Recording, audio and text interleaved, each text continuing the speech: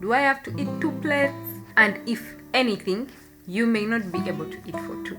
Yes, I'm so much invested in brain development for the child right from their mother's womb. Hello moms to be, and everyone invested in making our little ones healthier. I'm Joanne, your child nutritionist. Welcome to Next Gen Nutrition. Today we are going to discuss a very interesting topic. It's a question that usually comes up when I'm in those sessions with pregnant mothers. Usually mothers come up and are like, Musao, do I have to eat for 2? Do I have to eat 2 plates? I'm here to give you the good news that you will not need to eat for 2. And if anything, you may not be able to eat for 2. The baby is growing and they're kind of stretching your stomach, then you're undergoing all these other things, changes, you're having constipation, then you're having nausea, then you're having this and that. Yeah, those we shall discuss some other day on how to handle them. But today we want to focus on, do we eat for 2? So you need to eat smart rather than eating for 2, because you have some increased needs for you and your baby. Starting off with the increased nutrition needs is the calorie requirement or energy requirement. Now, this doesn't change so much in your first trimester. A pregnancy is divided up into 3 trimesters. The first 3 months, the second 3 months, and the last 3 months. In the first 3 months, not so much of your nutrition requirements increase. However, we have to continue feeding well right from preconception through into pregnancy. In the second trimester, that's where you have some changes in your nutrition requirements, specifically about energy.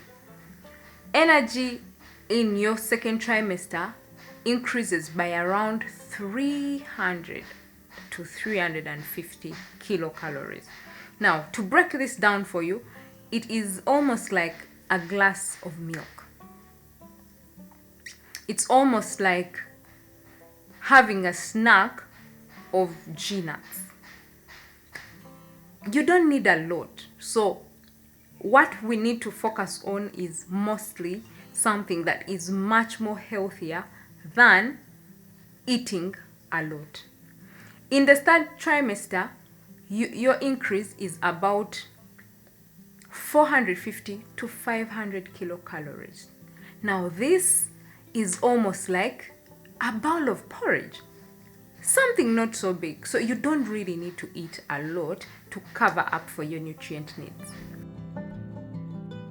Another thing is about water. Now, we need to hydrate so much during this season. A woman needs to hydrate so much during this season as they're pregnant, because hydration will help them alleviate symptoms like constipation, but also it helps in circulation, increasing the blood volume and enabling circulation from the mother to the baby through the placenta. Remember, the body is forming blood and this blood needs to move. So we need to hydrate during this season. Other nutrients that you need to pay attention to during this season is iron and folate. Now, iron and folate are those nutrients usually when you go for antenatal are given to you in supplement form, a tablet. The reason these supplements are given is because most mothers are unable to reach their iron and folate requirements during this season. So you are really encouraged to take your supplements as recommended by the health workers. Iron deficiency in your body causes anemia. Now, anemia is that place where the iron in your body to form blood is not sufficient. Every time you have insufficient iron in your body, it results into anemia. Anemia has quite a number of complications that follow along with it. It is known for resulting into low birth weights. Babies who are low birth weights.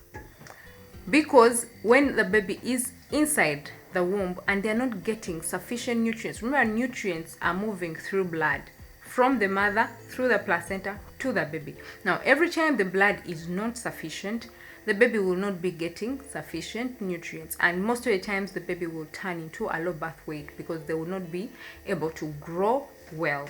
Anemia has been known to result into preterm births. When mothers don't have enough blood in their bodies, they end up having preterm babies before the 9 months.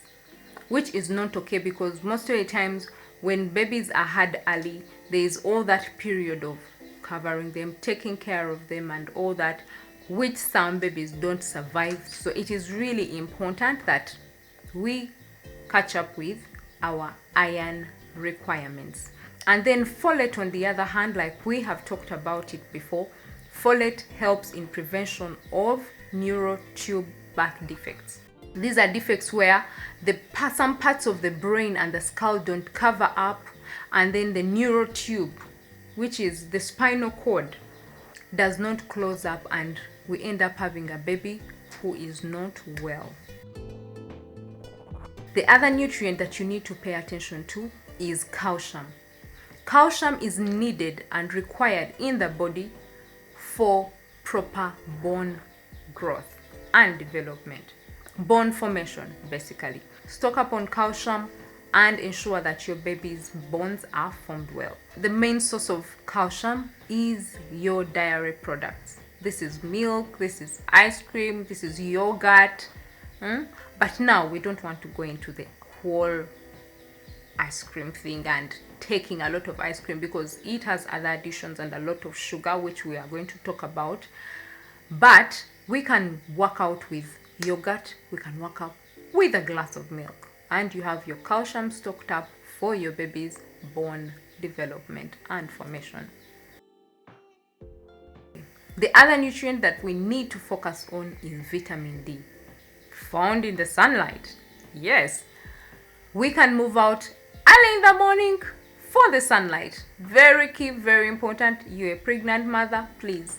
It is really so crucial for, first of all, calcium absorption in your body. It supports the calcium absorption, but also it also helps in bone formation and bone development and maintenance for you and for your child, because you need to carry this pregnancy, and that means that your bones need to be strong enough to be able to carry the pregnancy, but as well your baby's bones are growing, they are forming. Those tiny, teeny, small bones also need the calcium and the vitamin D.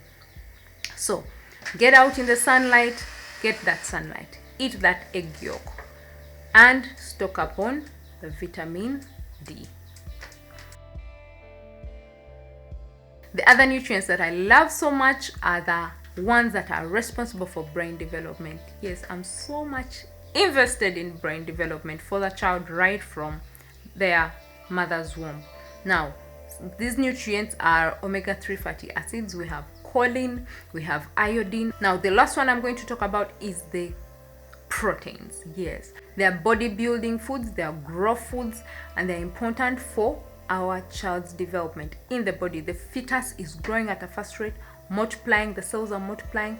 The baby is actually really growing at a fast rate. It's the fastest rate of growth registered in a human's life.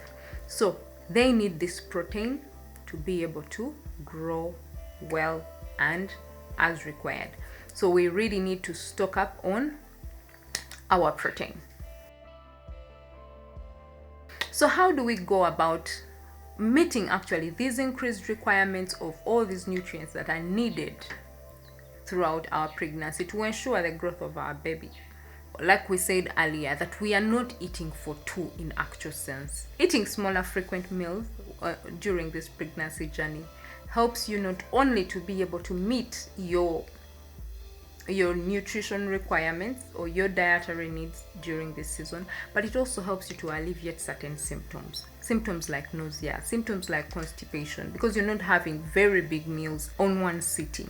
So you can have that small breakfast after 2 hours, have something small after 2 hours like that, and through the day you're able to meet your requirements rather than sitting on one big lunch meal, which is going to get you into issues.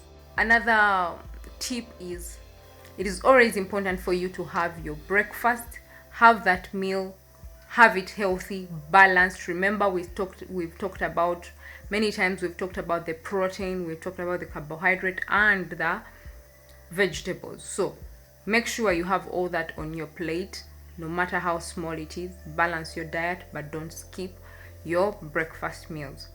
The other tip I would give for a pregnant mother as they're walking through this journey to be able to meet their nutrition needs is limiting processed and sugary foods. They're readily available. They require you little cooking. However, they put you at a risk of developing conditions like gestational diabetes. A rise in your sugar levels during pregnancy is a high risk for your child because it can easily pass through the placenta and reach your child, causing issues for your child as well. So limit processed foods, limit sugary foods during this season. Managing cravings wisely. Yes, I know that as a pregnant mother, you're going through all these hormonal changes. It is really important that we manage our cravings. Yes, they are good to take advantage of. However, let's choose the healthy options. There are very many healthy options on the market that we could go for, and leave the unhealthy options. While you would have craved fries, you could opt for yogurt. You could opt for, okay, something similar. Let's say what? Maybe you could opt for nuts, so that you have something much more nutrient dense rather than something that is just going to give you empty calories and it's not going to add anything on your child. Listening to your body is key because you are able to get the cues of I'm hungry, I'm now satisfied, so that you don't eat a lot thinking that you're eating for two. Do those small frequent meals. There would be a better option. Not forgetting hydrating. Drinking water throughout the day is really key for you to alleviate symptoms like constipation, but as well to help you digest the food and for circulation of the blood in the body. Now, there are some foods that you actually don't need at all, or you need in very little amounts. Coffee, a little. You need a little a day, or not even at all. Alcohol, nothing at all. That you can go without it. Unnecessary energy, and you don't want your child coming out with the alcohol syndrome. A pregnant mother should keep away from raw meat, raw poultry, unpasteurized milk, and high mercury foods. Like if you're into things like seafoods, sushi, those keep away from, because they affect the development of the child, but as well expose the child to high infections. I believe by this point you now understand why we don't eat for two, but we eat smart during pregnancy for our health and for our child's health. If you find this episode helpful, like, comment, subscribe, share with a mother, a wannabe mom, an expecting mother, a pregnant mother, and let them get to know this information. I'm Joanne, your child nutritionist. See you in the next episode.